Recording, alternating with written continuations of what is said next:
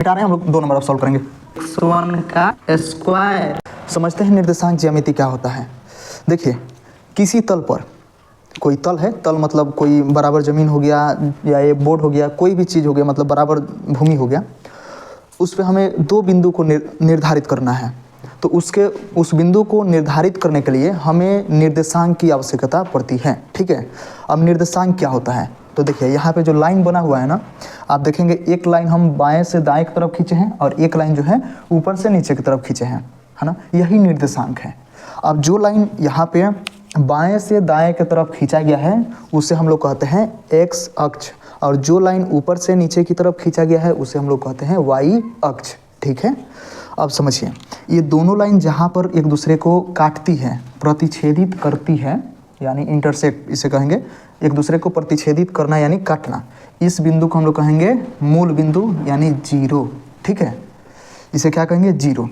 अब देखिए, जहाँ पे एक्स अक्ष और वाई अक्ष एक दूसरे को प्रतिच्छेदित कर रही है, उस रेखा को हम लोग कह रहे हैं, उस बिंदु को हम लोग कह रहे हैं मूल बिंदु। ठीक है, अब देखिए, यदि आप मूल बिंदु से दाईं तरफ बढ़ें, मूल बिंदु से दाएं की तरफ, तो इधर के जो भी संख्या होगा वो क्या होगा, धनात्मक होगी। जैसे ये रहा 1 2 3 4 5।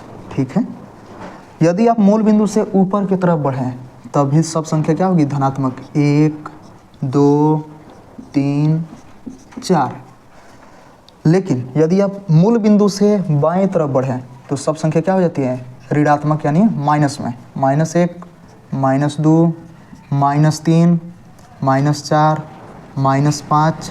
ठीक है, ठीक इसी प्रकार मूल बिंदु से नीचे की तरफ आप आइएगा तो ये सब संख्या ऋणात्मक होगी, -1 -2 -3 -4 -5। ठीक है, याद रखिएगा, मूल बिंदु पर एक्स अक्ष और वाई अक्ष क्या करता है, एक दूसरे को प्रतिच्छेदित करता है। मूल बिंदु का जो निर्देशांक होता है वो 0 0 होता है। मूल बिंदु का निर्देशांक क्या होता है बाबू, 0 0। मूल बिंदु का निर्देशांक 0 0 होता है। मूल बिंदु कहते किसे हैं, जहाँ पे एक्स अक्ष और वाई अक्ष, एक्स अक्ष और वाई अक्ष, एक्स अक्ष और वाई अक्ष एक दूसरे को क्या करे, काटे। ठीक है, उसे कहेंगे मूल बिंदु। समझ में आ रहा होगा। अब देखिए, एक्स अक्ष और वाई अक्ष का एक और नाम है, एक्स अक्ष को हम लोग कहते हैं भुज, जो कि आप लोग 9th क्लास में पढ़ चुके होंगे। एक्स अक्ष को कहते हैं भुज और वाई अक्ष को हम लोग कहते हैं कोटि।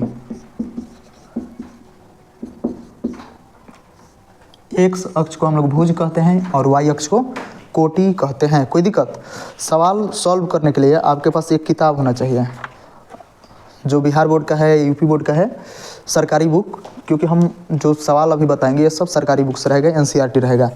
तो आप निकाल लीजिएगा चैप्टर 7.1 जो चैप्टर नंबर 7 है, जिसका नाम है निर्देशांक ज्यामिति, उसी में आपको पढ़ाया जा रहा है।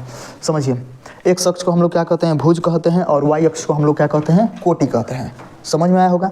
अब देखिए, मान लीजिए कोई बिंदु है, कोई बिंदु मान लेते हैं P है, P का निर्देशांक दिया है 2 और 3। ठीक है, तो ये जो बिंदु है P 2 3, इसको हम इस अक्ष पे, इस निर्देशांक में कहाँ पे निर्धारित करेंगे, किस बिंदु पर इसको हम लोग रखेंगे। पहले इसको आप नोट कर लीजिएगा, हम मिटा रहे हैं।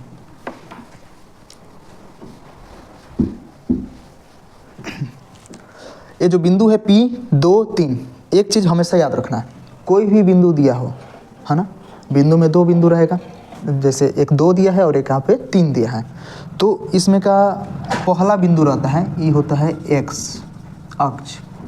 पहला बिंदु का यहाँ पर रहेगा एक्स अक्ष पे, और पहले नंबर पर आया है इसे हम लोग एक्स अक्ष कहेंगे, और 2 नंबर पे जो है ये वाई अक्ष पे बिंदु होगा। यानी पहले नंबर पे जो बिंदु आता है वो पहले एक्स होगा और बाद वाला वाई होगा, याद रखना है। यानी किसी भी बिंदु का निर्देशांक पहले एक्स अक्ष पे रखा जाएगा और उसके बाद वाला वाई अक्ष होगा। ठीक है, जैसे मान लीजिए यहाँ पे लिख दिए 5 और 7, तो 5 कहाँ रहेगा, एक्स अक्ष पर रहेगा, 5 कहाँ रहेगा, एक्स अक्ष पर, और 7 कहाँ रहेगा, वाई अक्ष पे। ठीक है, एक्स अक्ष पे 5 और वाई अक्ष पे 7, यानी पहले एक्स बाद में वाई। समझ में आ रहा है। चलिए, तो हम इसको दर्शा कर आपको दिखा रहे हैं। हम अभी आपको बताएं कि पहले x अक्ष पे हम लोग किसी बिंदु को रखेंगे, उसके बाद y अक्ष पे। 2 कह रहा है यहाँ पे, 2 कहाँ पे हैं? तो देखिए यहाँ पर भी 2 है और एक यहाँ पर भी है। कहाँ रखें? तो हम x अक्ष पे रखेंगे, यानी ये बिंदु होगा 2। उसके बाद कहाँ है 3? 3 कहाँ है? तो y अक्ष पे है। और y अक्ष कहाँ है? ये ऊपर से नीचे वाला है, यानी 3 यहाँ पर है। इस दोनों को हम देखें कहाँ पे काट रही है एक दूसरे को, तो आप ध्यान दीजिएगा। तो ये यानी ये जो बिंदु मिला हमको P, यही P का निर्देशांक होगा 2, 3। समझे? समझ गए होंगे आप, ठीक है। लेकिन मान लीजिए कि एक और बिंदु दिया है Q बिंदु, और इसका निर्देशांक है -3 और 4। तो इस बिंदु को कहाँ पे दर्शाएंगे? तो ध्यान दीजिए, इसमें -3 यहाँ पर भी दिख रहा है और -3 यहाँ पर भी। तो अभी आपको बताएं कि पहले x अक्ष, पहले कौन सा अक्ष? x अक्ष, और बाद में y अक्ष। अच्छा, अक्ष को अंग्रेजी में हम लोग एक्सिस बोलते हैं, ठीक है, लिख दे रहे हैं यहाँ पे। तो x अक्ष पे यहाँ पे है -3 और y अक्ष पे 4 यहाँ पर है। तो देखिए कहाँ पे मिलेगा, ऐसे इसको खींचेंगे हम लोग, ये हुआ। यानी ये जो बिंदु मिला, ये बिंदु हुआ Q, जिसका निर्देशांक है -3 और -4। समझ में आया होगा आपको। यदि किसी बिंदु को, अच्छा यहाँ पे लिख लीजिएगा, x अक्ष का निर्देशांक, x अक्ष का निर्देशांक, x अक्ष का निर्देशांक क्या होता है? तो x अक्ष का पूछा है ना, और ठीक इसके विपरीत एक और होता है y अक्ष का निर्देशांक। ये 2 बिंदु हो गया, एक x अक्ष हो गया और एक y अक्ष। यदि आप किसी भी अंक को x अक्ष पे निर्धारित करिएगा तो वो बिंदु हो जाएगी आपका x0। x अक्ष पे अगर किसी भी बिंदु को निर्धारित कर रहे हैं तो x0 लिखिएगा, और y अक्ष पे कोई बिंदु अगर रहेगा तो उसका निर्देशांक होगा 0y, ठीक है। कि x अक्ष पर किसी भी बिंदु का निर्देशांक होगा वो x0 होगा, और y अक्ष पर किसी बिंदु का निर्देशांक होगा वो 0y होता है, ठीक है। अब आगे बढ़ते हैं। अच्छा, आपके मन में एक सवाल उठना चाहिए कि ये निर्देशांक हम लोग पढ़ रहे हैं, इस निर्देशांक को हम अपने जीवन में कहाँ उपयोग करेंगे? तो इस निर्देशांक ज्यामिति पढ़ने का हम लोग उपयोग कई तरीक़ों से कर सकते हैं। जैसे इंजीनियरिंग में इसका उपयोग हो सकता है, समझ चुके हैं। अब हमें समझना है दूरी सूत्र। दूरी सूत्र क्या होता है? तो समझिए 2 बिंदु दिया है, जैसे मान लीजिए एक बिंदु हो गया P, जिसका निर्देशांक है x1 और y1, और कोई दूसरा निर्देशांक है Q, जिसका कोई दूसरा बिंदु है Q, जिसका निर्देशांक है x2 और y2। अभी बताएं कि पहले अगर कोई भी बिंदु है उसका प्रथम जो निर्देशांक होगा वो x अक्ष पे रहेगा और बाद वाला y अक्ष पे, यानी पहले x बाद में y, ठीक है। अब इन दोनों बिंदु के बीच का क्या निकालना है? दूरी। तो दूरी सूत्र बराबर फॉर्मूला होता है आपका √x2 - x1 का स्क्वायर प्लस y2 - y1 का स्क्वायर। बस अगर आपको ये समझ में आ गया ना तो आपका चैप्टर क्या हो जाएगा? ख़त्म हो जाएगा। और चलिए अब सीधे सवाल की तरफ बढ़ते हैं। मान लेते हैं कि कोई बिंदु P है जिसका निर्देशांक 2, 3 है, तथा कोई बिंदु Q है जिसका निर्देशांक 4, 1 है। तो हम लोग जानते हैं दूरी सूत्र से इन दोनों के बीच की दूरी याद करना है। PQ, P से Q तक के बीच की दूरी याद करेंगे, जिसके लिए फार्मूला हम बताए हैं आपको, x2 - x1 का स्क्वायर प्लस y2 - y1 का स्क्वायर, ठीक है। जैसे कि आपको पता ही है कि ये जो 1 नंबर पर है ये हो जाएगा x1 और ये हो जाएगा y1, फिर ये होगा x2 और ये हो जाएगा y2। रखिए यहाँ पे x2 के जगह पर रखेंगे 4 और x1 की जगह पर रखेंगे 2, तो यानी 4 - 2 का स्क्वायर प्लस y2 की जगह पर रखेंगे 1 और y1 की जगह पर रखेंगे 3, यानी 1 - 3 का स्क्वायर। 4 में से 2 घटाएंगे 2 बचेगा यानी 2 का स्क्वायर, प्लस 1 में से 3 घटाएंगे -2 बचेगा, -2 का स्क्वायर।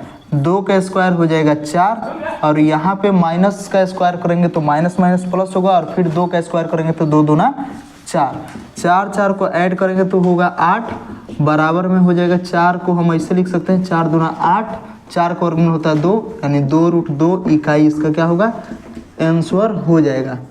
ठीक है, बढ़ते हैं अगले क्वेश्चन की तरफ। ये बहुत ही आसान है। ठीक है, इसको मिटा रहे हैं हम लोग, 2 नंबर अब सॉल्व करेंगे। 2 नंबर क्वेश्चन की तरफ बढ़ते हैं, जहाँ पे 2 मान लेते हैं बिंदु कोई P है जिसका निर्देशांक -5 और 7 है, और कोई अगला बिंदु है Q जिसका निर्देशांक -1 और 3 है। तो यहाँ पे ये हो जाएगा x1, -5 हो जाएगा x1 और 7 जो हो जाएगा y1। फिर वही यहाँ पे -1 है, ये हो जाएगा x1 और 3 जो है ये हो जाएगा, सॉरी ये हो जाएगा x2 और ये हो जाएगा y2। इसी फॉर्मूला पर हम लोग बना सकते हैं x2 - x1 का स्क्वायर।